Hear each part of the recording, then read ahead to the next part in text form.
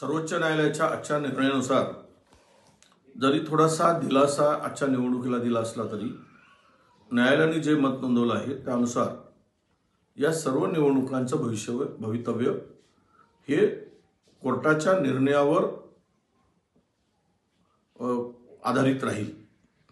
कारण कोर्टाने स्पष्टपणे सांगितलं की तुम्ही निवडणुका घ्या पण कोर्टाच्या निर्णयाच्या अधीन राहून घ्या, म्हणजेच टांगती तलवार ओबीसीच्या लोकांवर या निर्णयाने आता आम्हाला दिसते आहे। हे सरकार ओबीसी म्हणून आरक्षण 27% दिलं म्हणून पाठ थोपटत होतं, आज मात्र टांगती तलवार या आमच्या सगळ्या ओबीसीच्या जागावर आणि ओबीसी बांधवावर ठेवलेली आहे।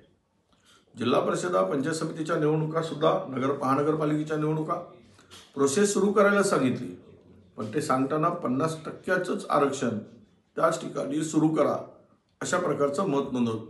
म्हणजे याचाच अर्थ असा की महाराष्ट्रातील 34 जिल्हा परिषदापैकी 12च जिल्हा परिषदेच्या निवडणुका होऊ शकतील किंवा त्याचे प्रोसेस सुरू होऊ शकतील। कारण इतर जिल्हा परिषदामध्ये ते आरक्षण 50%च्या वर गेलेलं आहे। म्हणजे सगळा गोड बंगाल या सरकारच्या चुकीच्या निर्णयामुळे, चुकीच्या धोरणामुळे आणि न्यायालयाच्या चुकीच्या इंटरप्रिटेशनमुळे मला वाटतं हे सगळं जे काही चाललंय ते ओबीसीला मूर्ख बनवण्याचा गोरखधंदा हे सरकार करत आहे। आणि आजही या निवडणुका नगर परिषदेच्या होतील, नगरपंचायतच्या होतील, परंतु कोर्टाच्या पुढील निर्णयाच्या अधीन राहून होतील असं जर कोर्टाचं मत असेल तर टांगती तलवारच आमच्या ओबीसी बांधवांच्या जागेवर आहे, हा त्याचा स्पष्ट अर्थ होतो आहे।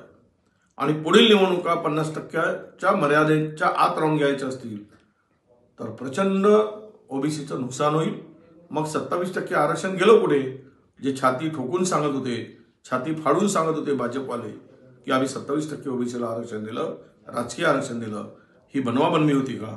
ही ओबीसीच्या भावनांशी खेळी होती का? त्यांना मूर्ख बनवण्याचा धंदा होता का? हे आता उघड झालेलं आहे।